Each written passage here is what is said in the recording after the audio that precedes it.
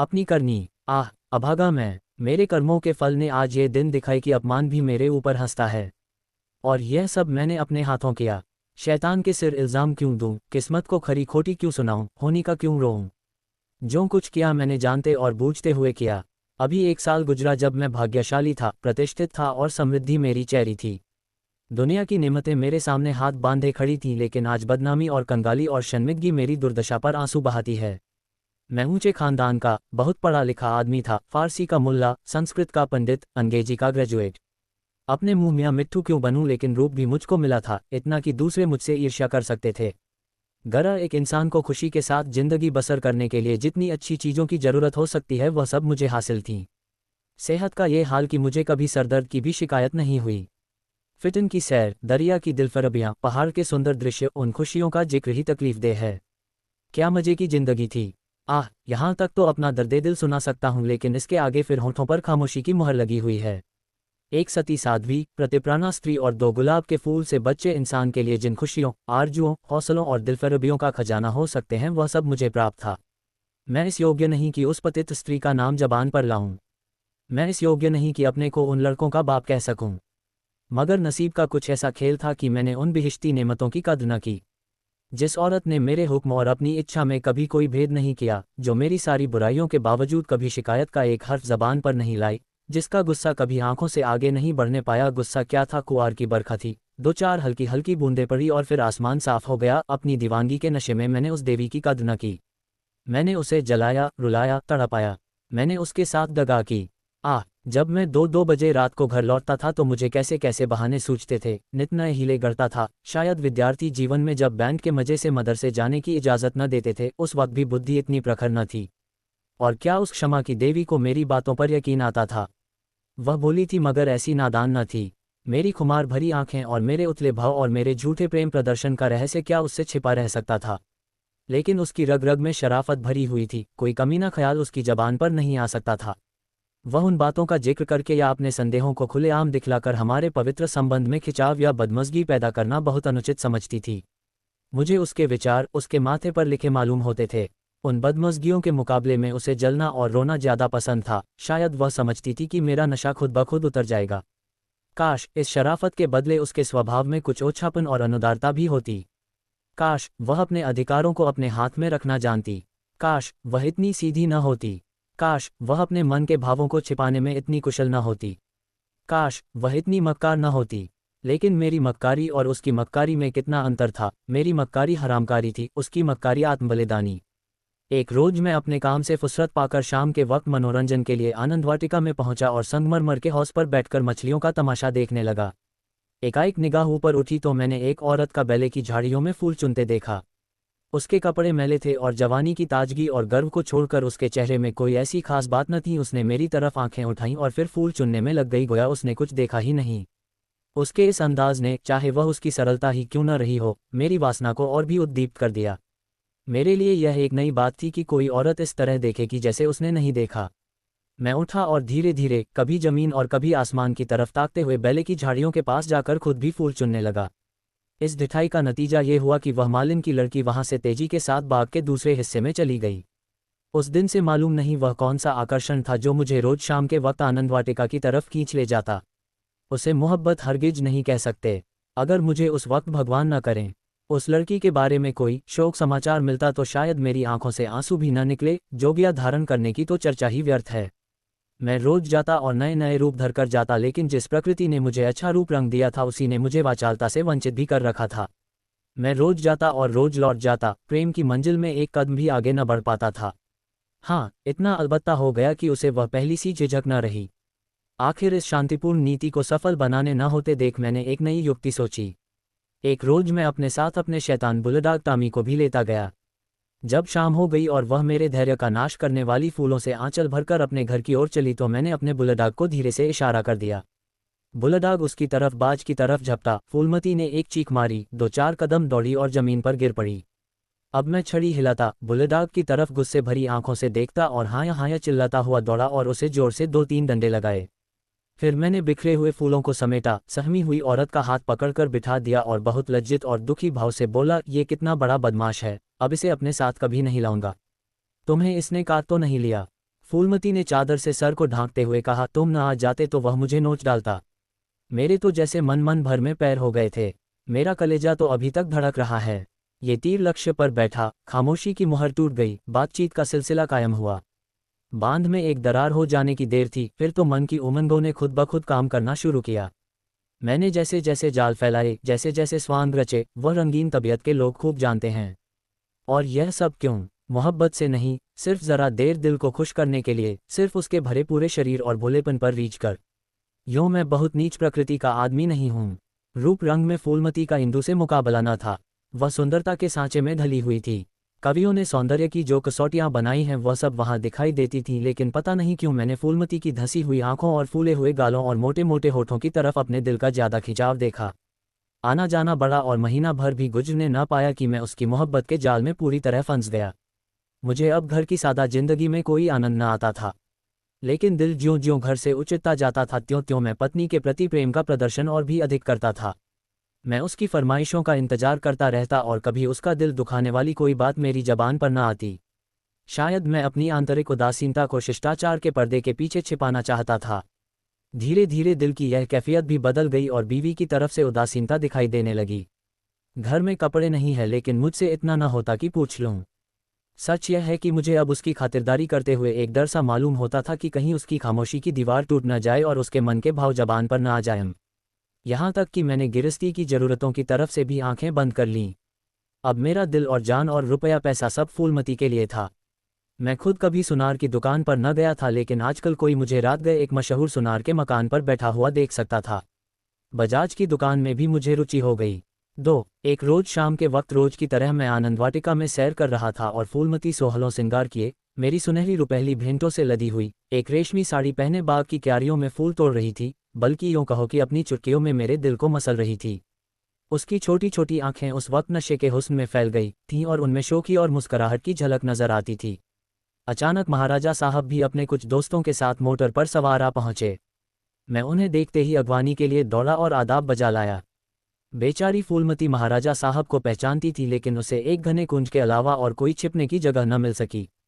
महाराजा साहब चले तो हौस की तरफ, लेकिन मेरा दुर्भाग्य उन्हें क्यारी पर ले चला जिधर फूलमती छिपी हुई थरथर कांप रही थी। महाराजा साहब ने उसकी तरफ आश्चर्य से देखा और बोले, ये कौन औरत है?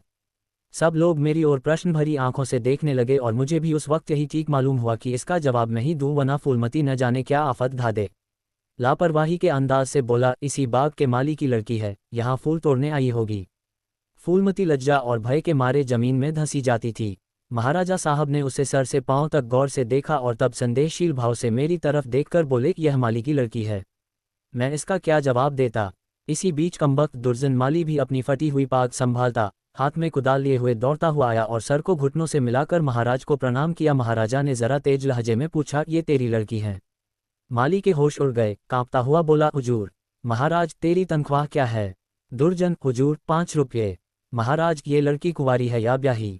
दुर्जन, हुजूर, अभी कुंवारी है। महाराज ने गुस्से में कहा, या तो तू चोरी करता है या डाका मारता है, वरना ये कभी नहीं हो सकता कि तेरी लड़की अमीरजादी बनकर रह सके। मुझे इसी वक्त इसका जवाब देना होगा, वरना मैं तुझे पुलिस के सुपुर्द कर दूंगा। ऐसे चाल चलन के आदमी को मैं अपने यहाँ नहीं रख सकता। माली की तो घिघी बंध गई और मेरी यह हालत थी कि काटो तो बदन में लहू नहीं। दुनिया अंधेरी मालूम होती थी। मैं समझ गया कि आज मेरी शामत सर पर सवार है, वह मुझे जड़ से उखाड़कर दम लेगी। महाराजा साहब ने माली को जोर से डांट कर पूछा, तू खामोश क्यों है, बोलता क्यों नहीं? दुर्जन फूट फटकर रोने लगा। जब जरा आवाज सुधरी तो बोला, हुजूर, बाप दादे से सरकार का नमक खाता हूँ, अब मेरे बुढ़ापे पर दया कीजिए। ये सब मेरे फूटे नसीबों का फेर है धर्मावतार। इस छोकरी ने मेरी नाक कटा दी, कुल का नाम मिटा दिया। अब मैं कहीं मुंह दिखाने लायक नहीं हूँ। इसको सब तरह से समझा बुझाकर हार गए हुजूर, लेकिन मेरी बात सुनती ही नहीं तो क्या करूँ? हुजूर माई बाप हैं, आपसे क्या पर्दा करूँ? उसे अब अमीरों के साथ रहना अच्छा लगता है और आजकल के रईसों और अमीरों को क्या कहूँ, दीन बंधु सब जानते हैं। महाराजा साहब ने जरा देर गौर करके पूछा, क्या उसका किसी सरकारी नौकर से संबंध है? दुर्जन ने सर झुकाकर कहा, हुजूर। महाराज साहब, वह कौन आदमी है, तुम्हें उसे बतलाना होगा। दुर्जन, महाराज जब पूछेंगे बता दूंगा, सांझ को आंच क्या। मैंने तो समझा था कि इसी वक्त सारा पर्दाफाश हुआ जाता है, लेकिन महाराजा साहब ने अपने दरबार के किसी मुलाजिम की इज्जत को इस तरह मिट्टी में मिलाना ठीक नहीं समझा। वे वहां से टहलते हुए मोटर पर बैठकर महल की तरफ चले। 3। इस मनहूस वाक्य के एक हफ्ते बाद एक रोज मैं दरबार से लौटा तो मुझे अपने घर में से एक बूढ़ी औरत बाहर निकलती हुई दिखाई दी। उसे देखकर मैं ठिठका। उसके चेहरे पर बनावटी भोलापन था जो कुटनियों के चेहरे की खास बात है। मैंने उसे डांटकर पूछा, तू कौन है, यहाँ क्यों आई है? बुढ़िया ने दोनों हाथ उठाकर मेरी बलाई ली और बोली, बेटा नाराज न हो, गरीब भिखारी हूँ, मालिकिन का सुहाग भरपूर रहे, उसे जैसा सुनती थी वैसा ही पाया। ये कहकर उसने जल्दी से कदम उठाए और बाहर चली गई। मेरे गुस्से का पारा चढ़ा। मैंने घर जाकर पूछा, ये कौन औरत थी? मेरी बीवी ने सर झुकाए धीरे से जवाब दिया, क्या जानूं, कोई भिखारिन थी। मैंने कहा, भिखारिनों की सूरत ऐसी नहीं हुआ करती, ये तो मुझे कुटनी सी नजर आती है। साफ साफ बताओ उसके यहाँ आने का क्या मतलब था?